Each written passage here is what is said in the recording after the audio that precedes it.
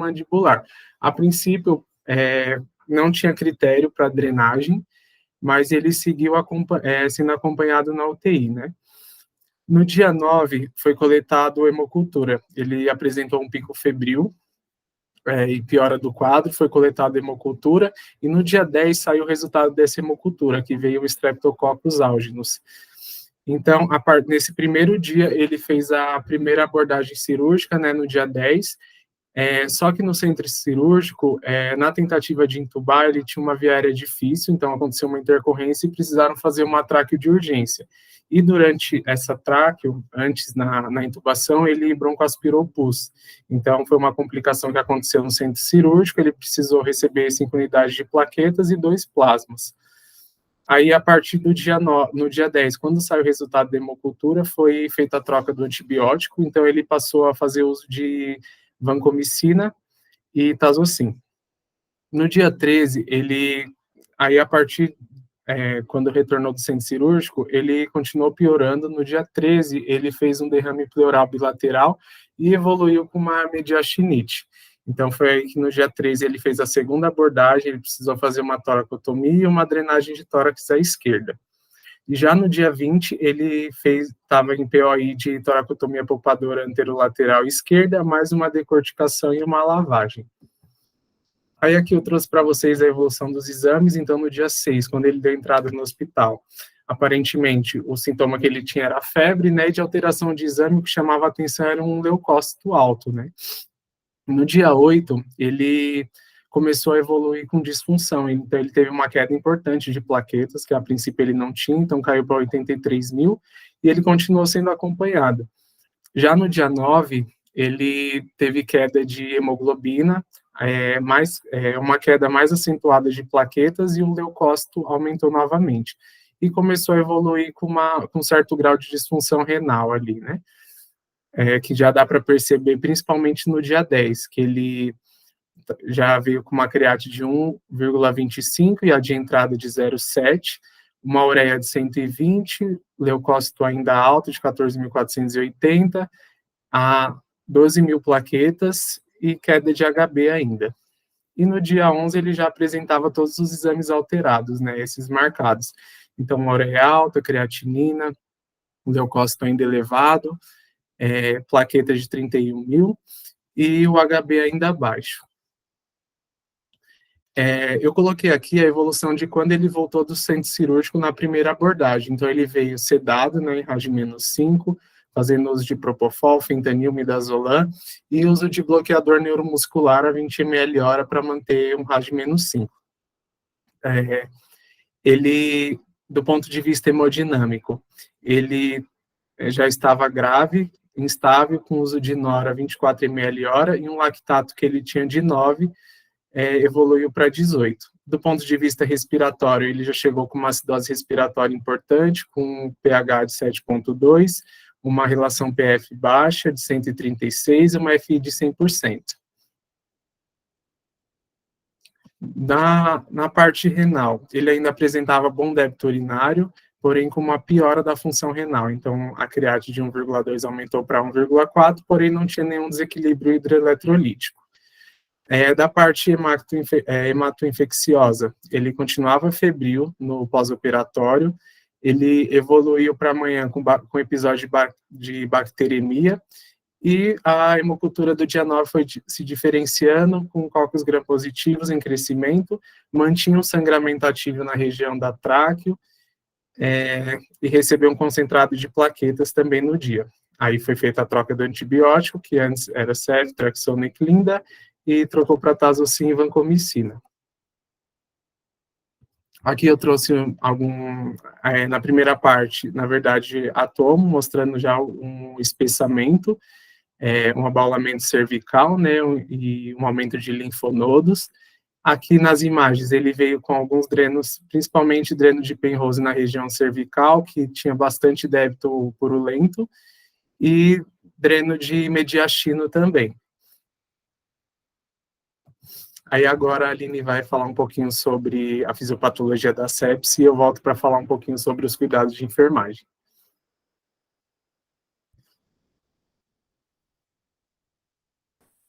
Vou compartilhar minha tela com vocês.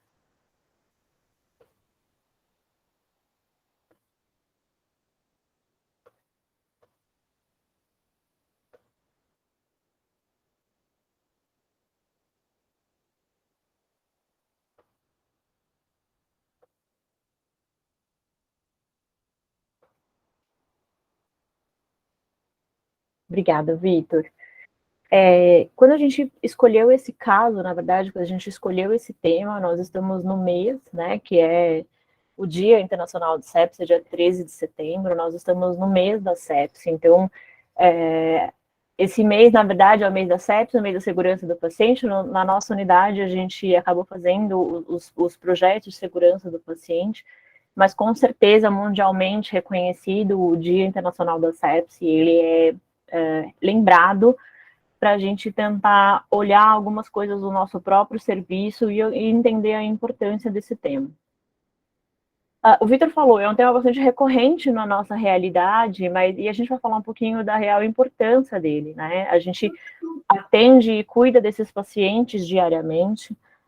Quanto mais a gente souber, mais respaldados estaremos para conseguir cuidar melhor ainda. Sepsia é um assunto muito amplo.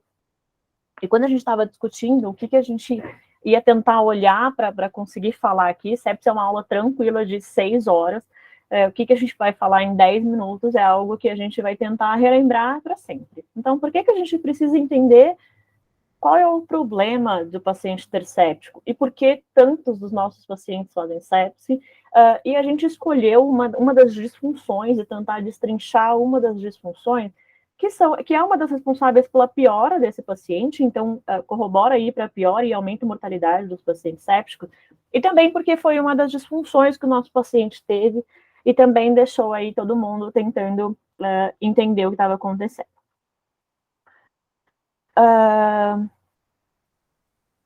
Deixa eu botar a apresentação.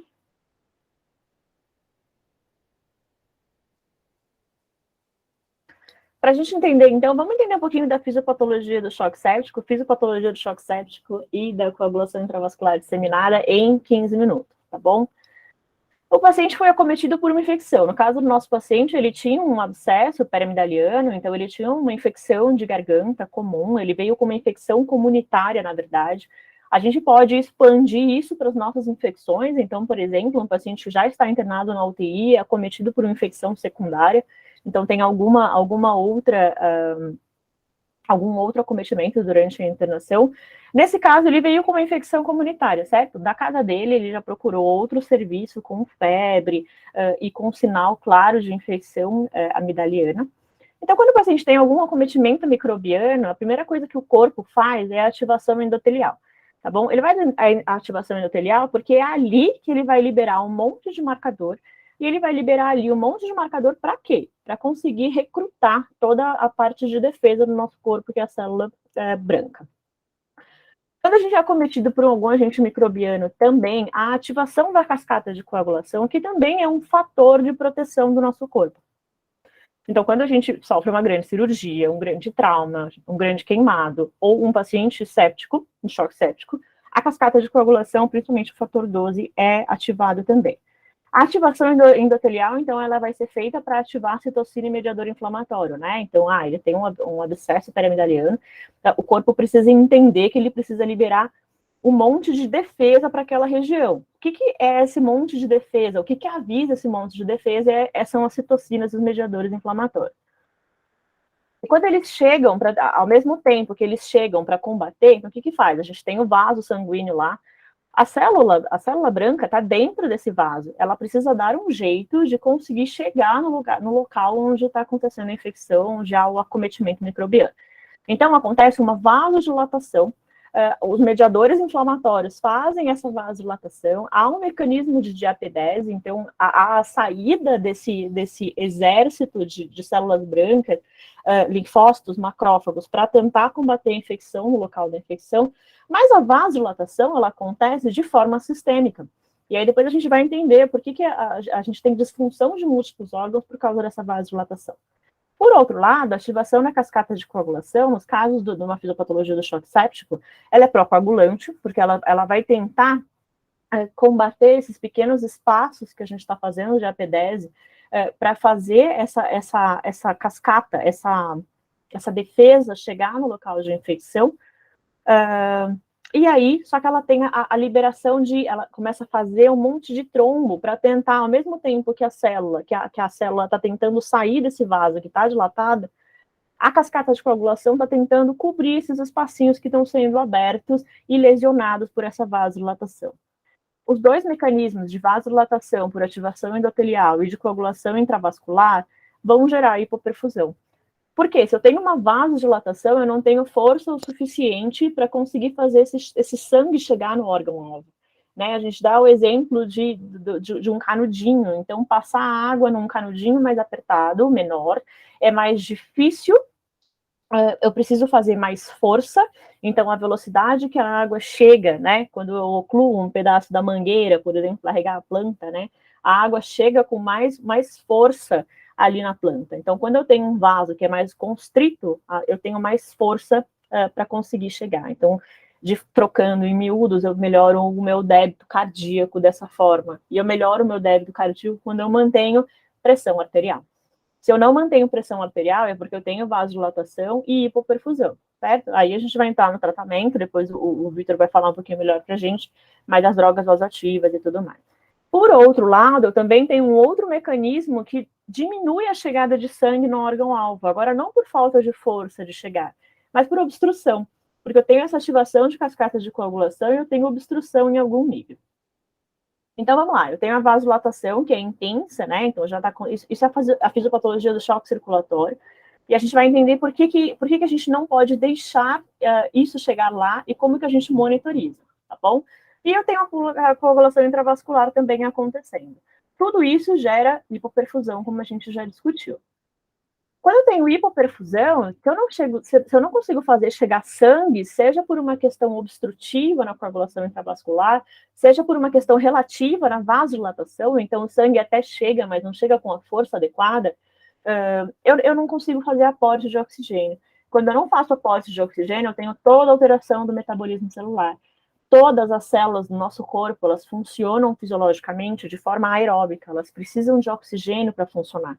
A partir do momento que eu não dou aporte de oxigênio, eu mudo o metabolismo celular e eu faço o metabolismo anaeróbico.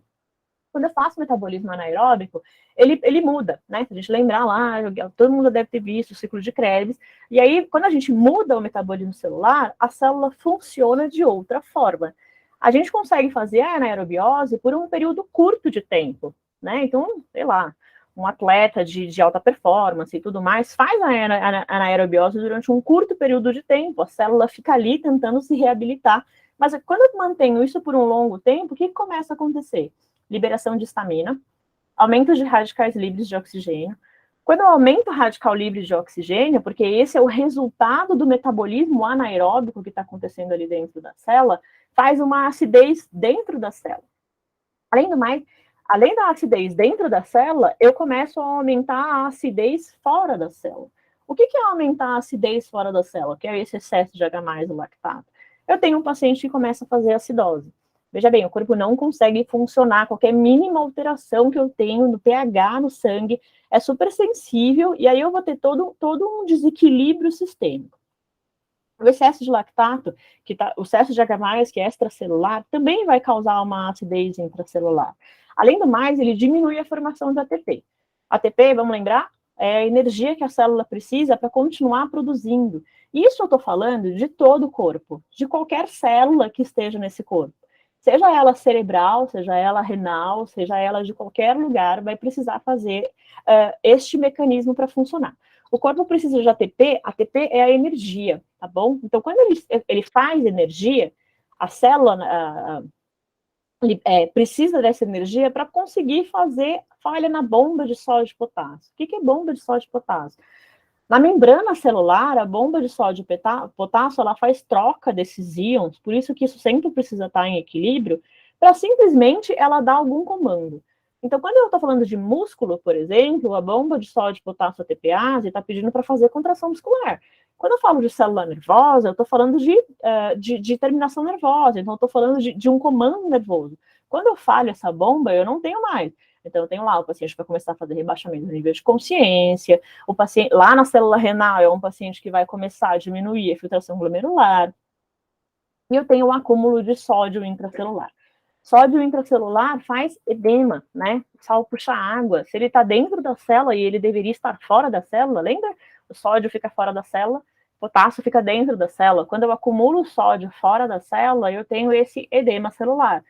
Porque o sal puxa água para dentro da célula. É bom ter água dentro da célula? Não é bom.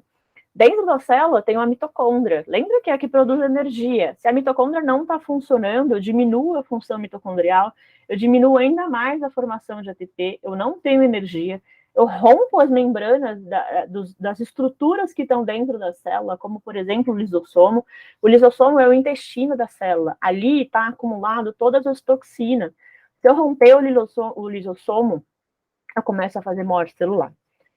Isso eu estou falando de qualquer célula, certo? Qualquer célula do corpo. Então, quando eu falo de perfusão periférica, perfusão central, eu estou falando de célula cardíaca. Num mecanismo de paciente chocado, isso vai acontecer em qualquer lugar. Em qualquer lugar, essa infecção, que foi uma infecção de garganta desse paciente, então eu tinha um abscesso amidaliano, e depois, claro, né, não só abscesso amidaliano, mas ele passou por uma grande cirurgia, é um paciente que estava super inflamado,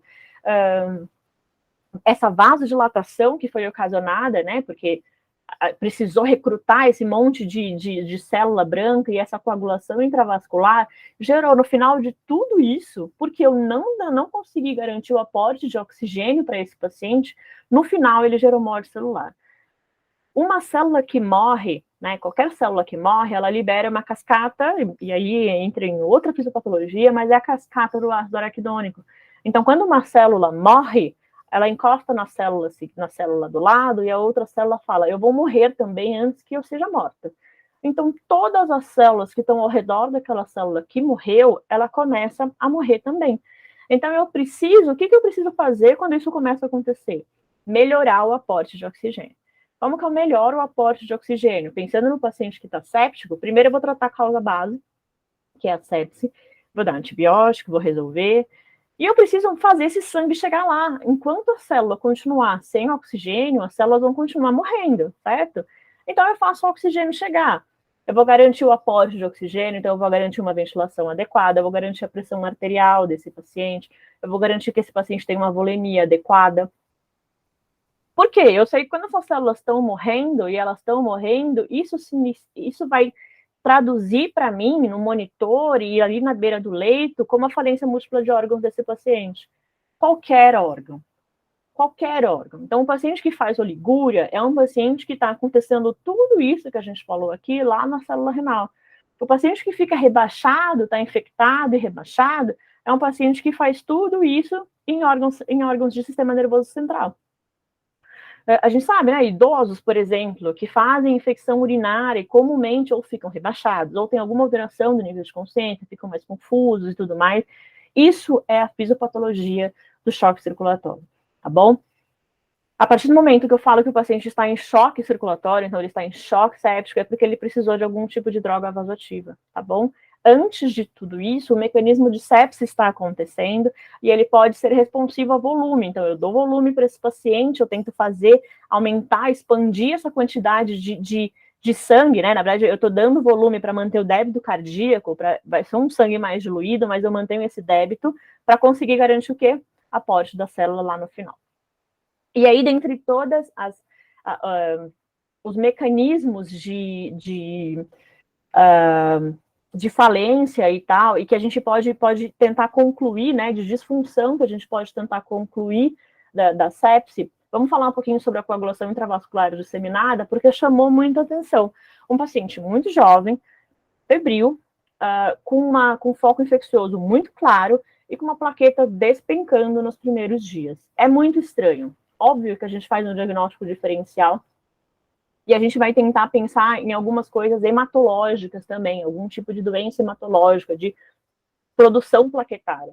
Mas a única disfunção hematológica que esse paciente tinha era a queda de plaqueta. Por que acontece, então, a queda de plaqueta? E por que acontece na sepse o mecanismo de coagulação? E por que essas duas coisas estão relacionadas, que talvez não façam sentido na nossa cabeça? Mas quando a gente tem esse monte de coisas acontecendo no corpo decorrente da infecção, a gente está preocupado em manter a homeostasia. Manter a homeostasia quer dizer que eu tenho um conjunto de coisas ali que fazem o sangue funcionar, fazem o sangue circular em estado líquido, certo? E aí eu preciso falar, ó, eu tô aqui porque se tiver alguma ruptura, eu preciso formar um coágulo rápido para fazer hemorragia. Essa é a ideia de manter a homeostasia.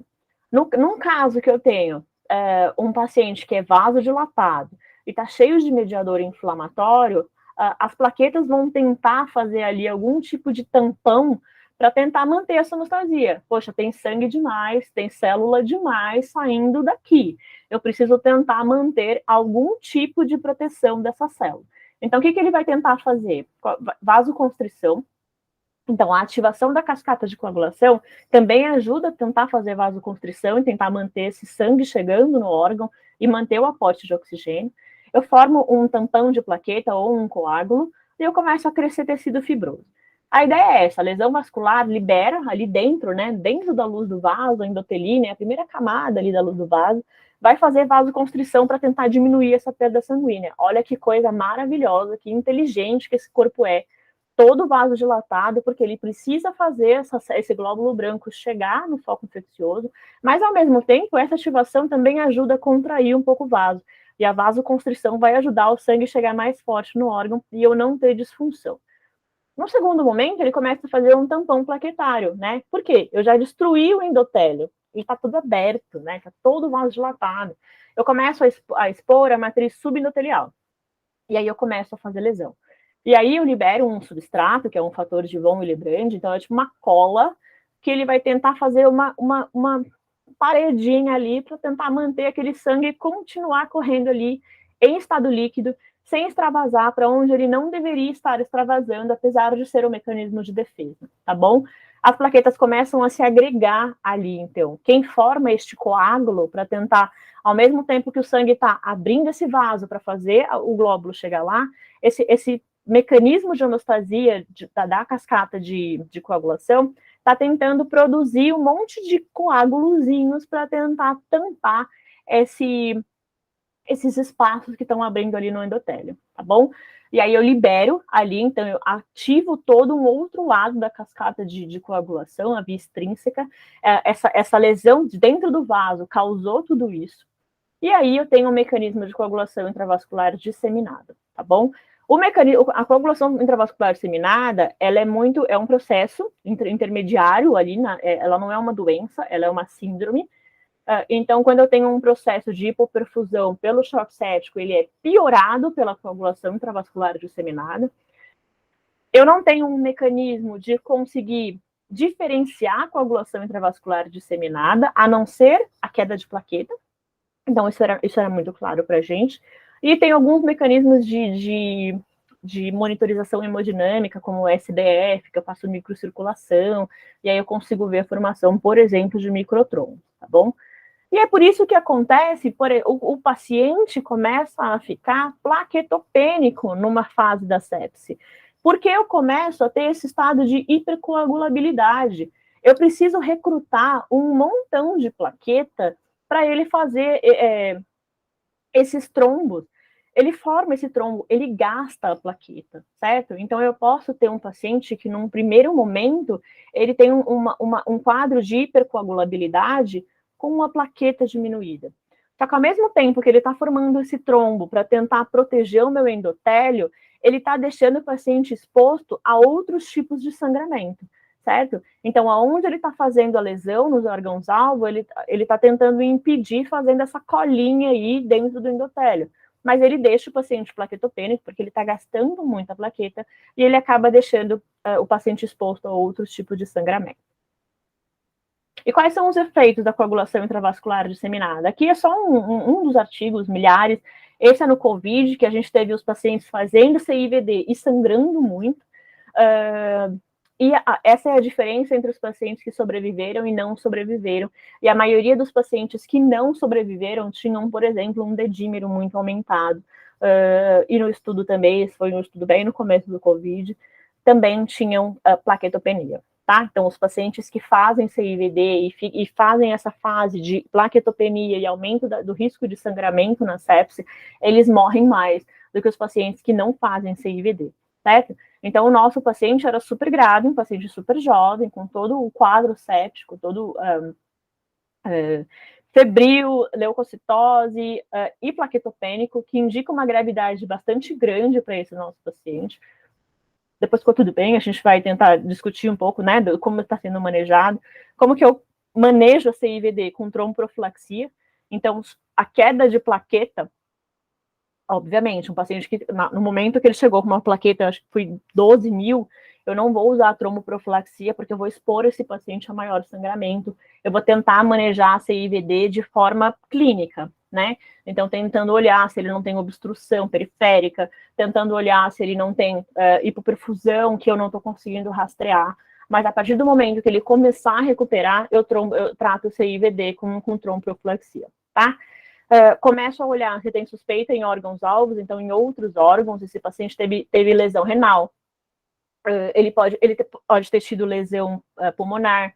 Pulmonar é bastante difícil, né, porque ele teve mediastinite, ele teve manipulação ali do local, mas ele pode ter tido lesão em outros órgãos, né, lembra? Tudo aquilo que a gente discutiu de fisiopatologia pode acontecer em qualquer célula. Há um tratamento específico? Não há, tá bom? Tem bastante estudo na literatura tentando ver isso, aspirina, alguns outros marcadores, mas a gente ainda não chegou num consenso de como tratar a CIVD. Bom, e por que o enfermeiro, por que a gente está falando de tudo isso aqui, né? Por que o enfermeiro precisa saber sobre sepse? E apesar da nossa UTI, os pacientes sépticos são razoavelmente bem manejados, a gente consegue, né, os nossos indicadores de mortalidade, de letalidade da sepse não são tão elevados quanto no resto das UTIs públicas do Brasil, a gente tem um bom desempenho, né? E, obviamente, nós, enquanto enfermagem, temos um papel fundamental nisso. Desde o reconhecimento, ao manejo, a devolver este paciente para a sociedade do jeito que ele chegou, certo? Isso que é o mais importante. O Survive Sepsis Campaign, o Victor vai falar um pouquinho, a gente vai discutir um pouquinho sobre isso, mas no ano passado, quando ele foi atualizado, a grande novidade, né, não novidade, mas o início, assim, do que a gente mais falou foi sobre a reabilitação. Então, como que esse paciente está indo embora da UTI? O que eu fiz na UTI que impactou nessa reabilitação? Eu preciso incluir a família no tratamento do paciente séptico, ele precisa ter noção do que isso pode acontecer. O paciente que tinha uma afecção de garganta, né? Ele vai imaginar que ele ia ter tantas disfunções por causa disso. Esses aqui são dados do ILAS, que é o Instituto Latino-Americano de Sepsis, ele é disponível para todo mundo. E aí, para a gente tentar olhar, né? Será que o paciente séptico morre muito? Será que há muito prejuízo do paciente séptico? A sepsis é um problema de saúde pública no Brasil e no mundo. Os pacientes morrem muito, ainda há muito atraso, ainda somos muito heterogêneos para reconhecer e tratar a sepsis, né? Olha os dados do hospital público. Então, por exemplo, pacientes que fizeram choque séptico, 63 de letalidade. Então, 1.000 e tantos pacientes fizeram sepse e 63 morreram de sepse. Isso é um dado muito alto, né? Óbvio, quando a gente compara hospitais públicos e privados, os privados têm menor gravidade e, consequentemente, menor letalidade, mas é um número muito grande. Muitos pacientes morrem de choque séptico, né? 63% dos pacientes de todas as UTIs do Brasil. E a maioria desses pacientes, eles desenvolvem que morrem, estão sépticos dentro da UTI. A maioria dos pacientes que entram com sepsis, eles já internam no pronto-socorro sépticos, certo? Também nos leva a ver que isso é um problema de saúde pública. Será que na comunidade a gente sabe reconhecer? Será que na nossa casa a gente sabe reconhecer que os nossos familiares, que nós mesmos estamos com algum quadro de sepsis e tentar entender a gravidade disso, né? Todos nós, saudáveis, jovens, tudo mais, mas conforme a gente for acumulando ou idade ou comorbidades, isso vai ficando um pouquinho mais difícil. Esse também é a adesão ao pacote, a gente vai falar sobre um pouquinho desse pacote, mas a adesão parece muito óbvio. O que eu faço com o paciente séptico? Ele vai fazer febre, eu aviso o médico, coleto cultura e vai entrar antibiótico. A adesão ao pacote ainda é muito baixa, né? Então, por exemplo, a hemocultura, a adesão nas UTIs é de 70%. A adesão ao lactato é a menor do que no PS ou na unidade de internação. O lactato é um marcador de gravidade no paciente séptico, né? Por isso que a gente coleta tanta gasa do paciente. De começar o antimicrobiano, antibiótico de primeira hora, na UTI é o lugar que mais atrasa. Aqui, em hospitais privados, mas no PS ou na enfermaria, o paciente recebe antibiótico antes do que ele recebe na UTI. Então, o que será que a gente está fazendo? A gente vai discutir um pouquinho sobre isso. Agora, eu queria compartilhar com vocês, rapidamente, o fluxograma dos pacientes... Fluxograma dos pacientes, não. O fluxograma do ILAS, tá bom? De reconhecimento dos pacientes sépticos. Eu vou compartilhar o próprio fluxograma, porque eu acho que vocês, todo mundo vai conseguir ter acesso a isso, e aí vai ficando um pouco mais fácil, tá?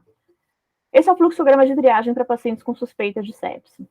Aqui, ele não está pensando especificamente na UTI. O que muda para esses pacientes quando eles estão especificamente na UTI? Quando a gente reconhece uma sepse, o que é mais importante que a gente saiba? Né? Antigamente, quando a gente começou, a gente reconhecia primeiro com sinais de CIR. Certo? CIR é uma resposta inflamatória sistêmica. Então, o paciente que está taquicárdico, o paciente que está fazendo febre, tudo isso são sinais de CIR. Um paciente taquicárdico indica única e exclusivamente que ele está infectado na UTI?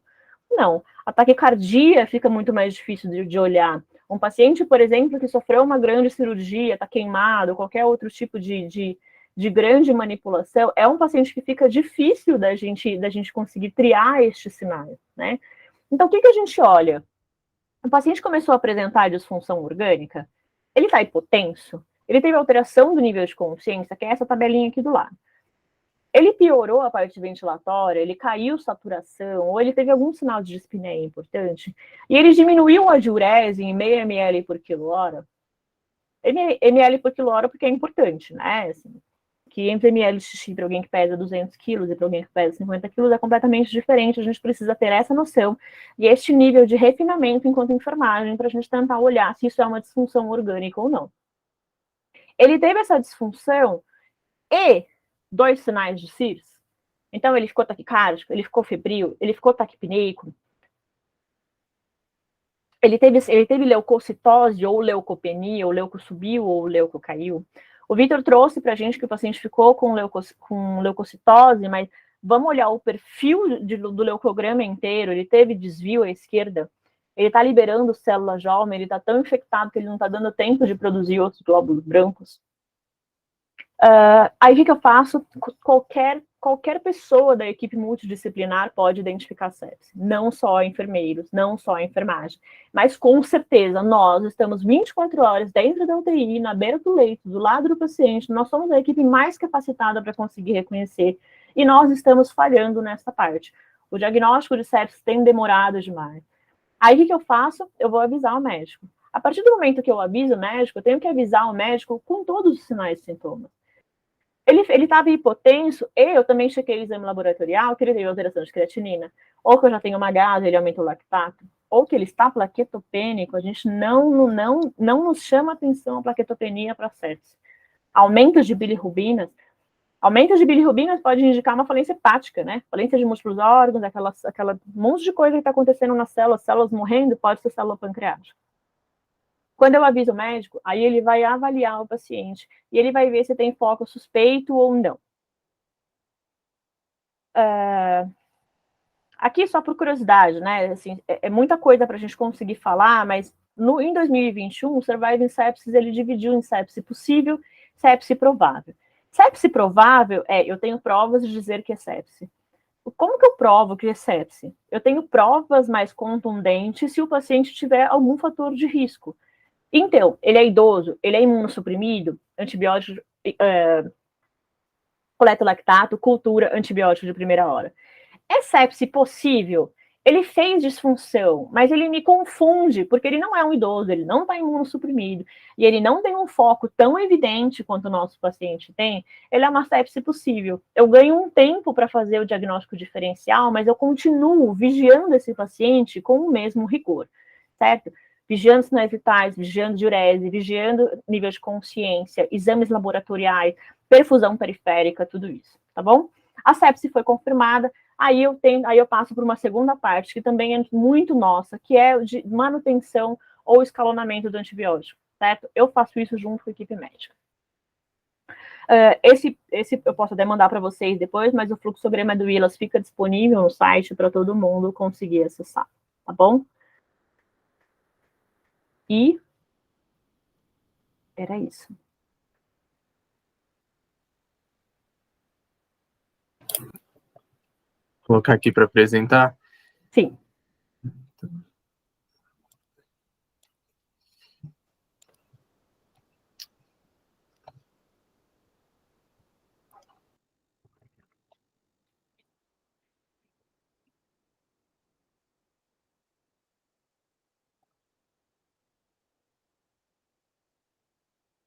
Peraí.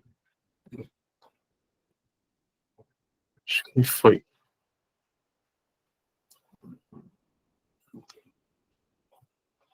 Tá aparecendo aí? Tá sim, Vitor. Tá dando para ver?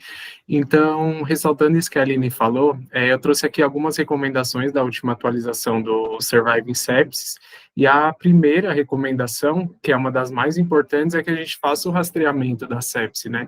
Então, programas de rastreamento hospitalar, enfermeiros que são treinados para fazer essa triagem da sepse, isso afeta diretamente na mortalidade dos nossos pacientes. Então, o paciente que é diagnosticado mais rápido, ele vai ter uma taxa de mortalidade menor. Então, aqui, o Surviving, ele trouxe como uma evidência forte contra o uso do Quicksolve em comparação com outras medidas de triagem para sepse.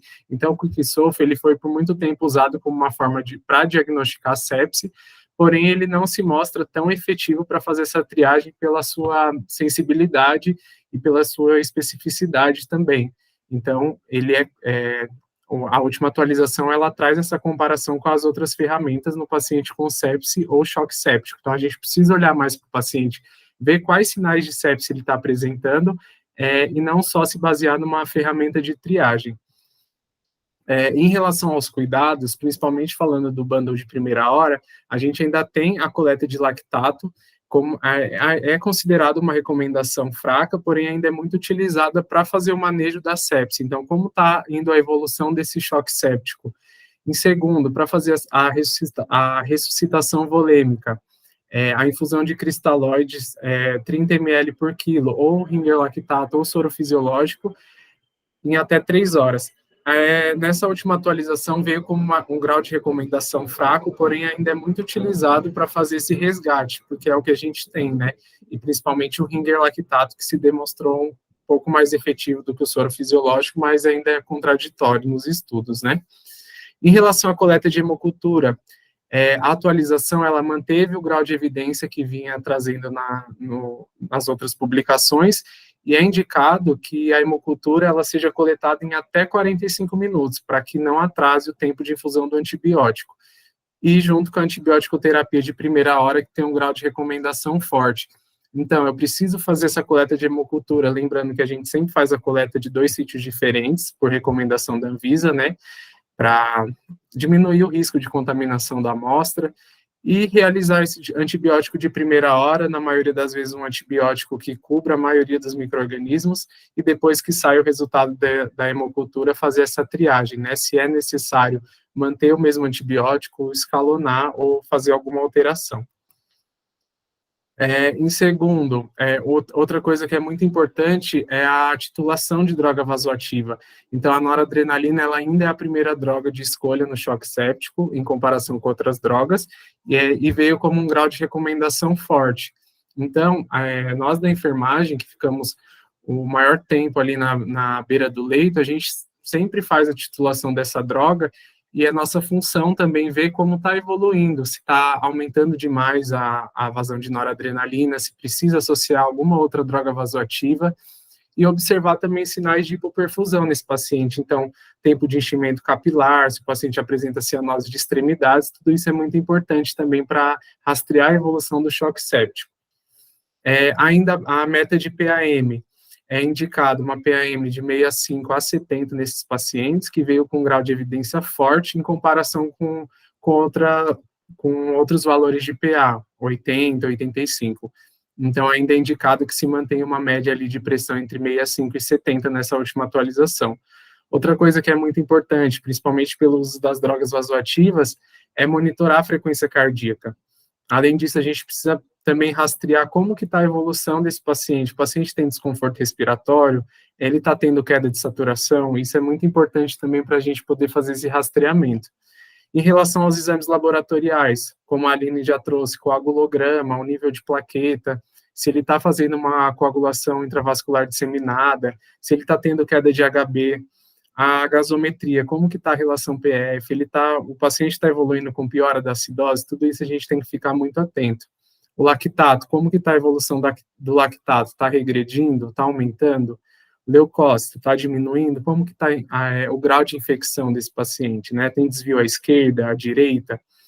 E junto com outros exames também, função renal, ureia, creatinina, também a avaliação do débito urinário, que é algo que a gente sempre fica de olho ali no beira-leito, se a bolsa coletora está cheia, aí de um dia para o outro o paciente chocou, a bolsa coletora já vem com um débito bem diminuído, e também a função hepática, né, principalmente bilirrubina.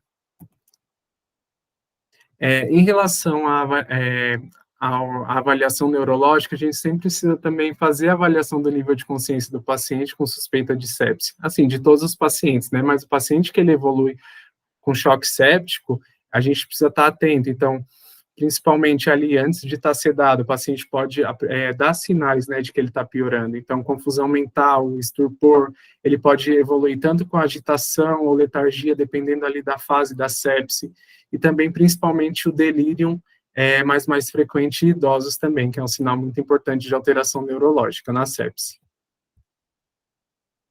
Em relação ao trato gastrointestinal também, em relação à parte endócrina, preciso fazer um controle glicêmico, principalmente pela vazão das drogas vasoativas, que causa essa alteração de glicemia, altera a resposta adrenérgica, então o paciente começa a ficar resistente à insulina. O controle de volume residual gástrico também, principalmente pelas drogas vasoativas e pela sepse em si, a gente começa a ter um grau ali de isquemia mesentérica, então o paciente começa a ficar intolerante à dieta, então a gente precisa sempre estar atento a esse volume residual gástrico, se está vindo aumentando, ver a necessidade de fazer um protocinético, ou ver também a necessidade do jejum, que às vezes é necessário, e até mesmo o estresse cirúrgico e o uso de antibióticos. Tudo isso afeta também a microbiota gastrointestinal e esse paciente pode evoluir com pior e com alteração gastrointestinal. E uma coisa que a Aline falou também que é muito importante, então ressaltando, como que eu vou devolver esse paciente? Era um paciente de 25 anos, um paciente independente para suas atividades, então como que ele vai voltar para casa? Então o Surviving, ele traz também, mesmo que não tenha um grau de evidência alto, que é recomendado também a avaliação e acompanhamento de problemas físicos, cognitivos e emocionais após a alta hospitalar. É uma coisa que às vezes a gente deixa passar, então manda o paciente de alta, só que a gente precisa se preocupar como que a família vai acolher esse paciente, como que ele vai ser um paciente independente, ele vai continuar sendo independente para suas atividades. Outra coisa também, pacientes sobreviventes de sepse ou choque séptico, é sugerido que seja encaminhado para um programa de acompanhamento após doença crítica, se disponível. A gente sabe que no nosso país isso ainda é muito precário, então esse acompanhamento pós-alta de UTI ainda é deficiente. E também para pacientes sobreviventes de sepse também que receberam ventilação mecânica por mais de 48 horas, que é a maioria dos nossos pacientes com choque séptico, ou permaneceram na UTI por mais de 3 dias, também é indicado um programa de reabilitação pós-hospitalar. Então, é muito importante também que a gente tenha essa conversa com a família, que a gente entenda toda essa parte e, assim, não pensar só em resolver o problema, mandar o paciente de alta para a enfermaria, mas também como que ele vai de alta, como que a gente vai ter essa conversa com ele, com a família, depois do despertar, né? Acho que o que eu tinha para trazer para vocês era isso. Obrigado pela atenção de todos.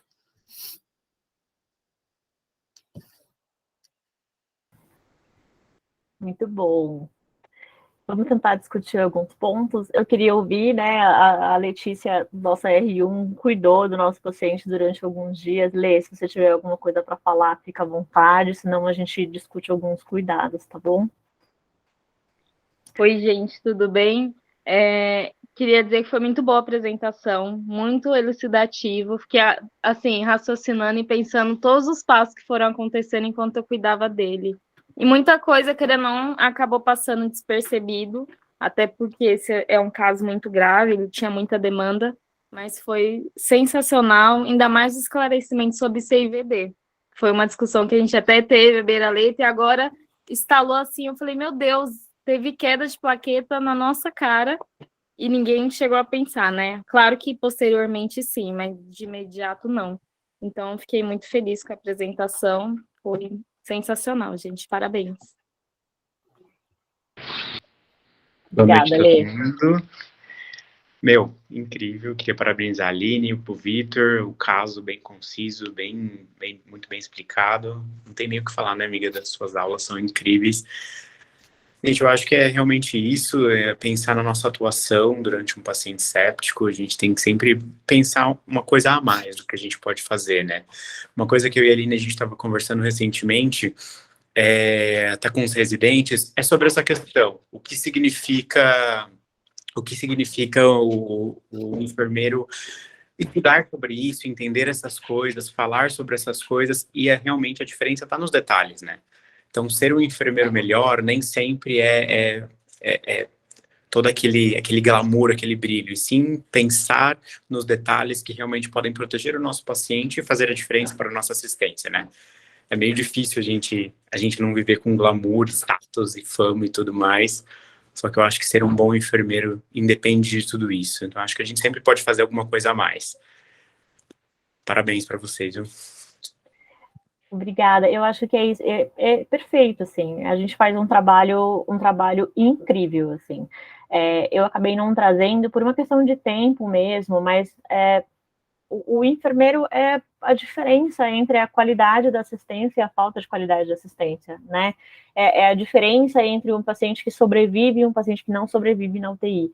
E aí agora postergando, né? Assim, pensando no depois, na alta, é exatamente isso, né? Será que eu trouxe a família para perto? Será que eu entendi dessa forma? Entendendo também que a própria internação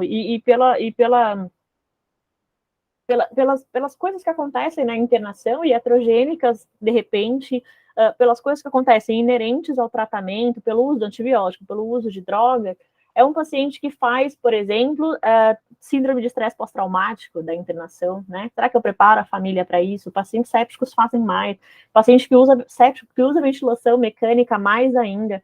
Então, eu acho que a gente precisa pensar um pouco no que a gente está fazendo. Nós somos muito bons. A gente tem uma qualidade de assistência aos pacientes sépticos que é muito bom. A gente sabe o que a gente está fazendo, né? E aí a gente levanta até, né? Somos em maior parte aqui os residentes, né? Às vezes a gente está na beira do leito e fazendo, e realmente, e como enfermeira, né? Na relação, a gente perde os detalhes. Será que não é realmente importante que a gente evolua, por exemplo, os nossos pacientes e que a gente não deixa de colocar na evolução como que está a perfusão periférica de um paciente com droga vasoativa, de um paciente séptico? Será que a gente está realmente fazendo isso? Será que eu tenho a preocupação de quando eu estou 12 horas, antes de eu almoçar, eu vou, deixa eu dar uma olhada no xixi de todo mundo, deixa eu dar uma olhada na diurese. São esses detalhes que fazem a gente ser muito bom. A gente, em geral, faz isso, né? Mas a gente pode melhorar. Um dos projetos que a gente tem, está lá no nosso Kanban, e inclusive a gente aceita ajuda e ideia, é sobre a melhoria nesse processo, né? Que começou como um problema muito exclusivamente assim de o problema é o antibiótico de primeira hora. O problema é a farmácia. O problema é quando eu chego lá com a prescrição e o enfermeiro atrasa 10 vezes e não está no sistema. Mas o problema não é só aí. A gente tem problema de reconhecimento da sepse, a gente tem um problema de priorização. Será que na hora que esse antibiótico volta da farmácia, eu entrego para o técnico, ou eu entro no leito para fazer? Isso é feito imediatamente? Será que eu priorizei? Será que eu entendi realmente que aquilo tem que ser feito imediatamente? será que o residente médico entendeu que aquilo é uma prioridade? É um assunto extremamente multiprofissional, né? Acho que não há nada tão multiprofissional na UTI quanto sepsi. É segurança do paciente que todo mundo saiba, que todo mundo reconheça, né? Eu acho que fica aqui mais do que é uma reflexão. Porque se a gente for entrar em cada um dos pontos, a gente vai longe, né? Mas o Vitor trouxe de forma muito concisa os cuidados, né?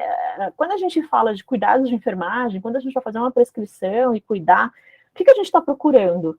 Lesão em órgão-alvo. A gente está procurando órgão que não está funcionando. Então, eu olho o xixi procurando que o rim pode não estar funcionando, pode estar lesionado. Eu faço nível de consciência, eu faço escala de delírio, eu faço controle rígido de balanço hídrico, porque é um paciente que pode receber volume ou não receber volume, porque eu preciso garantir esse aporte de oxigênio, né, essa velocidade do sangue passando, a quantidade de sangue passando para garantir oxigênio. Dieta, como que é a dieta desses pacientes? Né? É um paciente que precisa manter glicemia, mas que ele também não, ele pode ter, por exemplo, lesão mesentérica, ele pode ter isquemia mesentérica, ele vai absorver muito menos. Aquele paciente que a gente fala, não, o problema do paciente está fazendo diarreia é a dieta. Não é a dieta, é um paciente polifarmácia, usa um monte de antibiótico, tem um monte de disfunção, né? Pode ser um problema vascular. Enfim, eu acho que o paciente séptico, ele exige uma complexidade, assim, eu acho que com calma.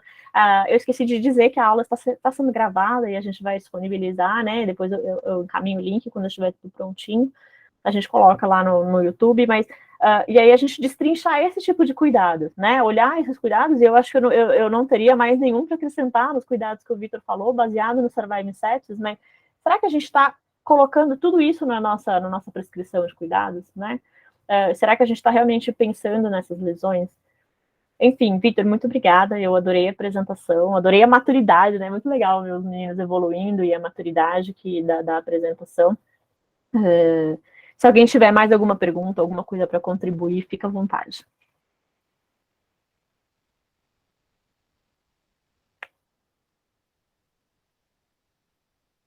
Nada? Vitor? Acho que não, só queria agradecer a atenção de todos. Obrigado, Aline, também. Acho que deu para elucidar algumas coisas e a gente segue tentando melhorar, né, a nossa prática. É isso mesmo. É a nossa luta eterna e aí a gente tenta contar com a contribuição de todo mundo, né? Temos enfermeiros, técnicos, uma enfermagem incrível aqui. Tá bom? Agradeço muito. Opa, alguém levantou a mão. Não levantou a mão, só levantou a mão para sair da reunião.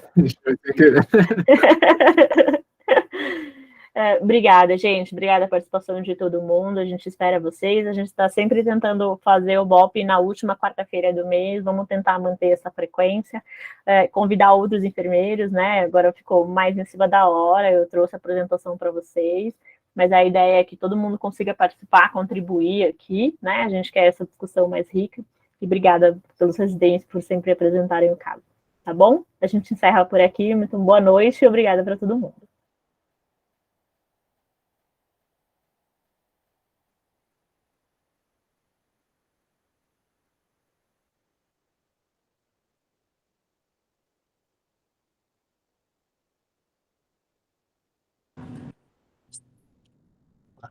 Zero defeitos.